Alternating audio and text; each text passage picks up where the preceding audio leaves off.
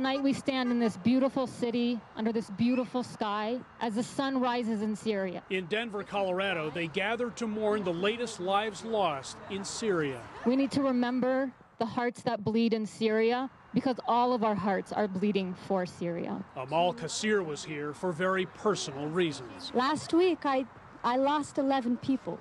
It takes one bombing for war to really hit home.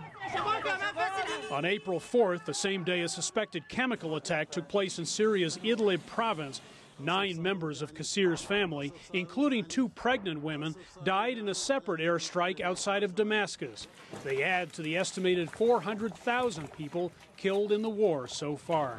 On that Tuesday morning, Kassir heard her aunt had been pulled out alive from the rubble of her apartment building. It was a brief moment of relief, only to be followed by the tragic news that she later died. I keep saying we had 6 years to prepare for this, when suddenly the face of someone that you know, someone that you drank tea with out on the farm in Syria, has now had the words istashhad, that she's been martyred. I was in shock. I am the revolution. For years, this 21-year-old poetry artist has been outspoken about Syria. She talked about anti-Muslim sentiments around the world right after the terrorist attacks in Paris. That puts a lot of Muslim people in danger.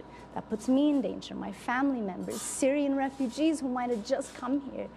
And so it's scary. To harm our safety. She protested U.S. President Trump's proposed travel ban barring citizens from several Muslim-majority countries, only to applaud his retaliation for the suspected chemical attack. Donald Trump made the right move when he struck that military base, but work is not over. Syrian President Bashar al-Assad says the whole notion that a chemical attack even took place is complete fabrication by the West.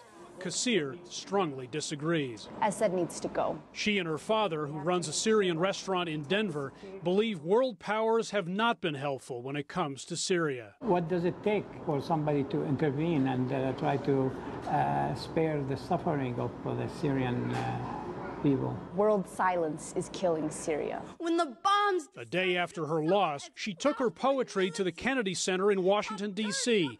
She's poured her anguish onto Facebook. I wasn't selfish with my heartbreak. I made sure that everybody got to experience it as well while my family dealt with what they were dealing with. Yet amid the despair, Amal Kassir still remains hopeful. One little flicker of light can erase the dark. And we need that hope right now. Amal is Arabic for hope. It's her lifeline now that she and her family have been directly touched by the war in Syria, too. Hendrik Sabrandi, CGTN, Denver.